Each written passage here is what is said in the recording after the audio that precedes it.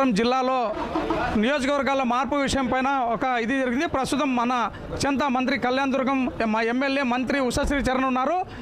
నేను పెనుగొండ నుంచి పోటీ చేస్తున్నాను అనేటువంటి విషయాన్ని మంత్రి ప్రకటించారు. అసలు ఈ నిర్ణయం ఏంటి అనేది మంత్రి మన చెంత ఉన్నారు, అడిగి తెలుసుకుందాం. మేడం, కంగ్రాట్స్ మేడం, మొత్తం పైన మీ సీటు మీకు ఖరారు అయిపోయింది అనేది స్పష్టం అయిపోయింది.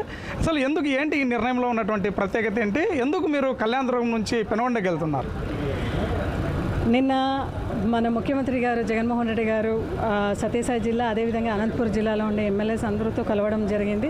మార్పులో చేర్పులో భాగంగా ముఖ్యమంత్రి గారి ఆదేశం మేరకు ఖచ్చితంగా సామాజిక వర్గాల్ని, అన్ని సామాజిక వర్గాల్ని కూడా, ఎక్కువగా ఉన్న సామాజిక వర్గాలన్నీ కూడా ప్లేస్ చేయాలనే ఒక నేపథ్యంలో సామాజిక న్యాయం కల్పించాలి అని కళ్యాణ్ దుర్గానికి వాల్మీకిలకు కేటాయించాలని జగనన్న సంకల్పించినారు. ఆయన ఆదేశం మేరకు మీరు పెనుకొండకు వెళ్ళమ్మా అంటే ఆ ఆదేశం మేరకు ఖచ్చితంగా ఈరోజు పెనుకొండకు కూడా వెళ్ళి అక్కడ కూడా హైయెస్ట్ మెజారిటీ ప్రజలందరి సహకారంతో, లీడర్స్ అందరి సహకారంతో గెలుచుకొని వచ్చి అన్నకైతే ఖచ్చితంగా 100% దీన్ని గిఫ్ట్గా ఇవ్వబోతున్నాం. ఎందుకంటే వై నాట్ 175కు 175 అన్న నినాదంతో మేము వెళ్తున్నాం. అండ్ ఈ ఒక నేపథ్యంలో మార్పులు చేర్పులు ఖచ్చితంగా అనివార్యమే జరుగుతుంది. దాన్ని పాజిటివ్గా తీసుకొని we will go with positive attitude. ఎందుకంటే ఎక్కడ ఏ కాన్స్టిట్యున్సీకి వెళ్ళినా కూడా ధ్యేయం ఒకటే, ప్రజా సంక్షేమము, అభివృద్ధి.